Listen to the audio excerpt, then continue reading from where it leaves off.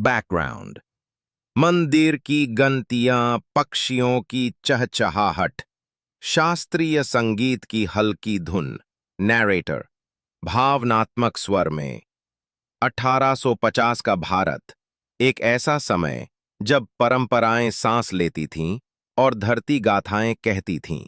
अमरगढ़, एक रियासत जो केवल किलों में नहीं, संस्कृति में बसती थी।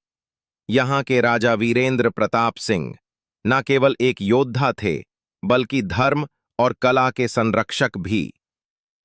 राजा ने दरबार में घोषणा की, हमारी अगली पीढ़ी को धर्म, कला और शस्त्र विद्या की पूर्ण शिक्षा दी जाएगी।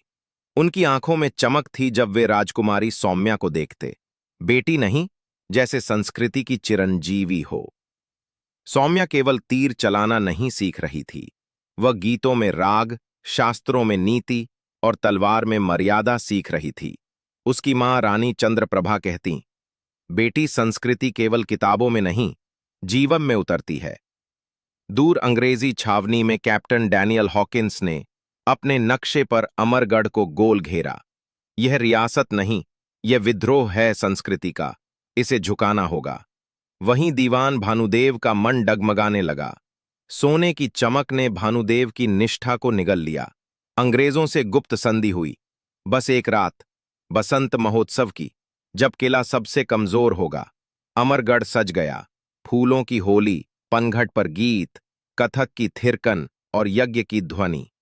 नगर ने बसंत को आमंत्रण भेजा, परंतु एक छाया थी जो धीरे धीरे फैल रही थी।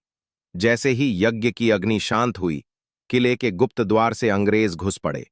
तलवारें टकराईं। राजा वीरेंद्र प्रताप सिंह घायल हो गए। अमरगढ़ संकट में था। सौम्या, ये भूमि तुझसे केवल युद्ध नहीं चाहती, तू इसकी आत्मा है। संस्कृति की रक्षा तुझसे है। ये तलवार केवल वार नहीं करती, ये हर वार में अपने पूर्वजों की आत्मा लिए होती है। नरेटर तेज ध्वनि। युद्ध की पृष्ठभूमि। तानपुरे की जगह रणभेरी बज रही थी। सौम्या की तलवार बिजली की तरह चल रही थी। कैप्टन हॉकिंस को समझ आ गया, यह रियासत नहीं, संस्कार है, जिसे तोड़ा नहीं जा सकता। सौम्या ने हॉकिंस को घोड़े से गिराया।